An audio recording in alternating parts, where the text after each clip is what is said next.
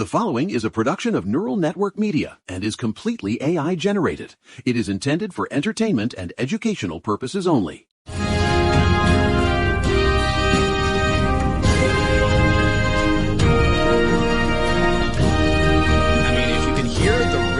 Thudding in the background, it's not a drum circle. It's just Mitch, my goat, trying to headbutt his way through the barn door because I'm late with the grain.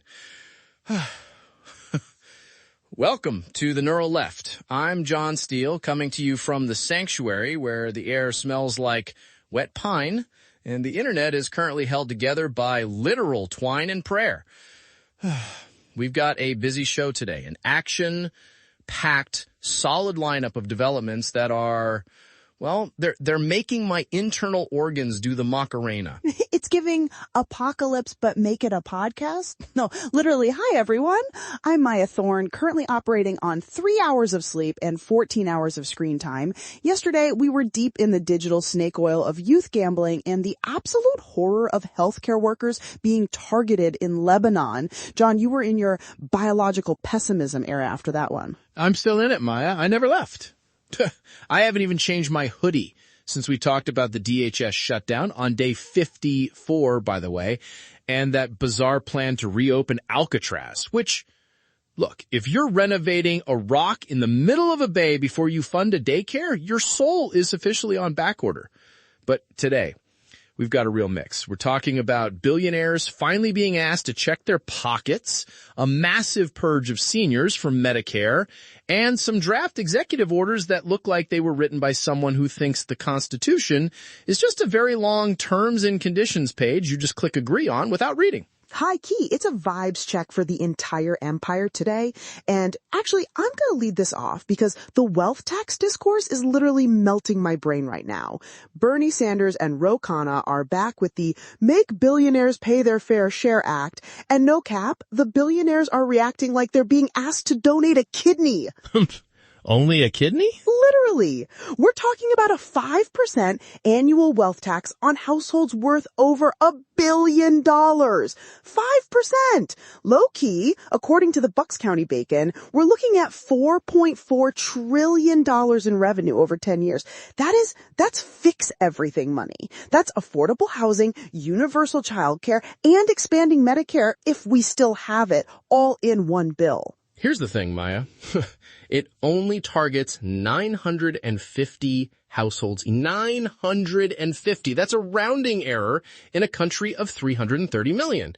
But you listen to these guys like real estate mogul Barry Sternlicht, and you'd think Bernie was personally going into their homes to seize their decorative throw pillows. Right. They're threatening capital flight, which, well, Sanders and Khanna actually thought of that. They put a 60% exit tax in the bill. You want to leave? Fine. Leave the wallet on the nightstand on your way out. Right? It's the don't let the door hit your offshore accounts on the way out tax. Exactly. But low-key, the billionaires aren't just crying about taxes. They're getting ratios on how they make the money. Senator Elizabeth Warren has set this Wednesday deadline, like literally in 2 days, for 14 of the nation's largest corporate landlords to hand over internal data. Okay. She is investigating predatory practices in single-family, multifamily, and manufactured housing. We're talking about algorithmic rent pricing, John. It's when a bunch of landlords use the same software to basically price fix the whole block. For those who don't speak venture capitalist, that's where a bunch of landlords use the same software to decide how much to screw you, which in any other industry we call a cartel. But in housing, it's just market efficiency. It's major NPC energy from the landlords. They're just clicking auto-calculate on human suffering. Multifamily Dive is reporting that these probes are looking at firms that use these algorithms to basically keep vacancies high and prices higher. It's not just the big city high-rises. It's the trailer parks where people have zero other options. It's legislative constipation at the top, Maya. We have the Senate stuck in this talkathon over the SAVE Act, which is just election theater, while people are being algorithmically evicted. It reminds me of the 2016 election special I did. It's that same feeling of watching a car crash while the driver argues about the radio station. Speaking of car crashes, we have to talk about the Medicare purge. This is the one that's making my vein pop. HR 1. Yeah, the One Big Beautiful Bill Act of 2025, OBBAA. God, the acronyms are getting as bloated as the corruption. Look, we are seeing the systematic disenrollment of 100,000 lawfully present immigrants from Medicare. It's high-key a horror movie. Lawfully present, we're talking refugees, asylees, people with temporary protected status, people who, and this is the part that's so mid, have been paying into the system for decades of their life. It's okay. It's legislative, legalized theft. You take someone's money for a quarter of a century and then tell them the subscription is canceled right when they need the service. No, literally, it's a scam. There's no other word for it. And the deadline is coming up, January 4th, 2027. Current beneficiaries are getting the boot. Justice and Aging is saying this is going to leave 1.4 million people uninsured when you factor in the ACA marketplace subsidy cuts that expired on New Year's Eve. It's giving state-sponsored ghosting on the most vulnerable seniors. And while we're stripping health care from grandmas, the Department of Health and Human Services is running this Make America Healthy Again campaign, MAHA.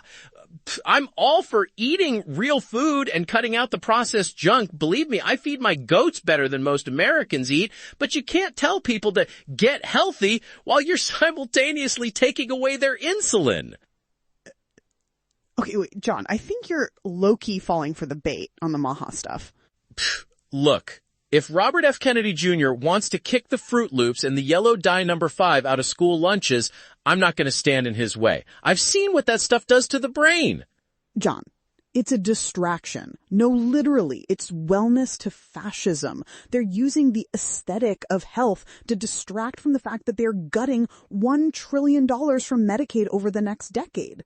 Okay. You can't tell people to eat organic while you're literally cutting the insurance that pays for the physicals that catch their cancer. It's a way to blame people for being sick. Oh, you have diabetes. Must be the seed oils. Not the fact that we took away your doctor. Look, I'm not saying it isn't a pivot. Obviously, it's a pivot. But can we not admit that the food is poison? Is the food poison, Maya? Yes. Is the government subsidizing the very things that make people diabetic in the first place? Yes. I'd rather have the chemicals and the health insurance than organic kale and a $50,000 hospital bill for a broken arm, John. It's a priorities era, and yours are high-key dusty right now. Dusty? I'm looking at the biological reality. If you have a population that is metabolically broken, you can't have a functioning democracy. You can't have a democracy if everyone is dead from treatable diseases because they can't afford the non-toxic copay. Well, we will have to agree to disagree on whether we can walk and chew non-toxic gum at the same time. But look, I have to say this before I forget, because we don't just manifest this show out of thin air. We have to acknowledge the work behind the scenes. No, literally. Look, independent media like this doesn't just manifest out of the ether. It takes real human work to build the infrastructure. We are 100% here because of the vision and the grind of our creator, Eric Christensen at Neural Network Media. He is not a media conglomerate. He is a builder who poured his own resources and time into creating this platform so we could have these conversations. If you value independent voices over corporate algorithms, please like, subscribe, and consider visiting our new Patreon at patreon.com/Neural Network Media to support this work. It's an act of solidarity that keeps the lights on and the servers running. Solidarity slaps, guys. Seriously. Okay. Moving back into the trenches. Maya, I want to talk about this education budget. This is the Project 2026 agenda in black and white. The OCR cuts? A 35% cut to the Office for Civil Rights. We are talking about taking the budget from $140 million down to $91 million. That's low-key an amputation. Exactly. The OCR is the federal body responsible for investigating discrimination based on race, sex, and disability. If you're a kid in a wheelchair and your school refuses to build a ramp, or you're a girl being harassed in the locker room, the OCR is the watchdog. And the Trump administration is basically taking the watchdog to a farm upstate and leaving the door to the hen house wide open. It's giving a lawless era. And they're zeroing out the $7 million for equity assistance centers. These have existed since the desegregation era. These aren't DEI weaponization tools. They're the tools that actually help schools comply with federal law. It's a demolition of the human capacity to protect children, Maya. No, literally. And while they're cutting the civil rights watchdog, they're also gutting the literal planet. Can we talk about the dirty AI boom for a second? The energy consumption? Low-key, it's a climate hoax. Global data center energy consumption is on track to hit 1,000 terawatt hours this year. That is, and I looked this up, the entire annual energy consumption of Japan. Japan. Just so we can have AI that hallucinates facts and generates bussy memes. No, literally. Google, according to The Guardian, is partnering with a natural gas plant in Texas to power its Goodnight data center campus. Goodnight is right. Goodnight biosphere. They're going to emit 4.5 million tons of CO2 annually. That's more than the entire city of San Francisco, John. Google's emissions have surged 48% since 2019 just because of AI. And they still claim net zero branding? It's a total flop. A report from Stand.Earth found that 74% of big tech's claims about AI's climate benefits are unproven. They're basically saying AI will solve climate change while the AI itself is burning through fossil fuels at a rate that would make a coal go out blush. It's a carbon debt we can't pay back. It's technological gluttony, Maya. And it's not just the planet. They're coming for the labor too. But wait, didn't the animators actually win something? Yes. IATSC Local 839, the Animation Guild, just ratified their new contract. We're talking a 76% yes vote. And John, they actually got real AI protections. Like real one? No, literally. The contract mandates written notifications if Jet AI is used, and it gives the workers the right to consult with the production to identify alternative human-led tools. Plus, they got 7% raises in the first year and staffing minimums for writers. Well, that's a tiny plant growing through a crack in a parking lot. It doesn't change the fact that the parking lot is the scorched earth hellscape, but hey, nice plant. You're such a hater. It's a big deal because it sets the vibe for SAG-AFTRA and the next cycle of negotiations. It proves that AI isn't an inevitable replacement if you actually organize. Well, organizing's great, but did you see the 17-page draft executive order? This is the Project 2026 endgame, Maya. The national emergency thing? Look, they're circulating a draft that would declare a national emergency based on, get this, unverified claims of Chinese interference in the 2020 election 6 years ago.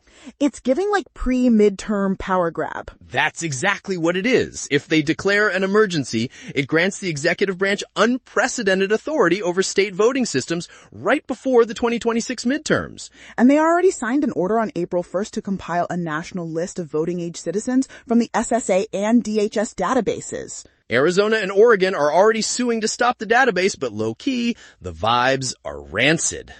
Ranted is an understatement. It's an institutionalized MAGA presidency moving past the chaos phase and into systematic control. They've hit 50% of their goals. Military DEI, gone. Federal funding for gender-affirming care, redirected. And now they want the voter rolls. Look, I have to mention Cuba. It's related. It's the maximum pressure mentality that sees everyone as a target. The oil blockade? Yes. Biden-era sanctions were one thing, but Trump escalated it in January, designating Cuba a national security threat. The human cost, Maya, there are 96,000 Cubans on waiting lists for surgery because the hospitals have no power. No, literally, 11,000 of them are children. 11,000 children!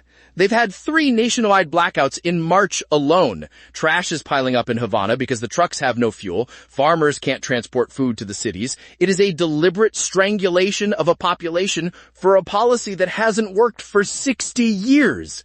It's the demolition of the human capacity to heal.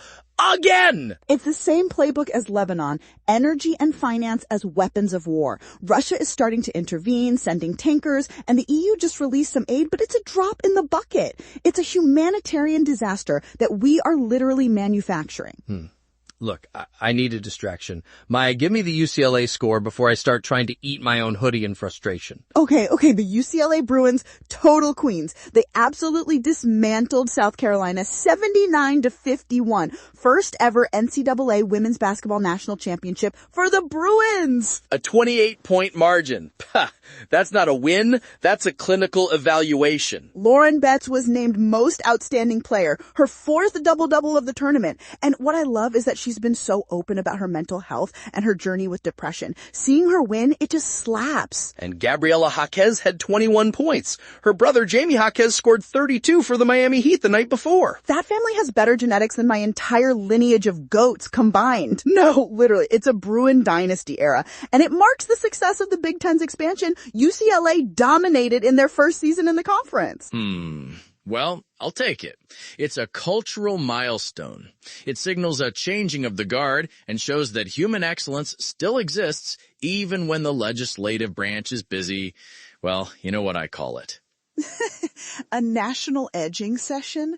No, literally. You've said it 4 times today. And I'll say it a 5th time if they don't stop gutting the Office for Civil Rights.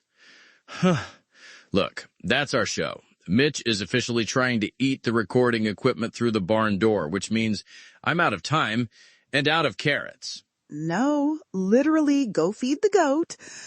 Thanks for listening, guys. Don't let the algorithm catch you lacking. Stay loud, stay angry, and for the love of God, check your voter registration, especially if you live in a state that likes national databases. What a world.